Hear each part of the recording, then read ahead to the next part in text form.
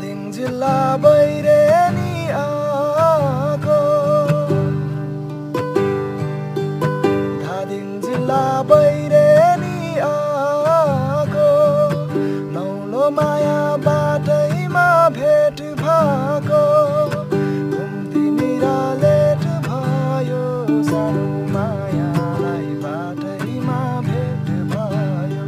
सानो मायालाई बाटैमा भेट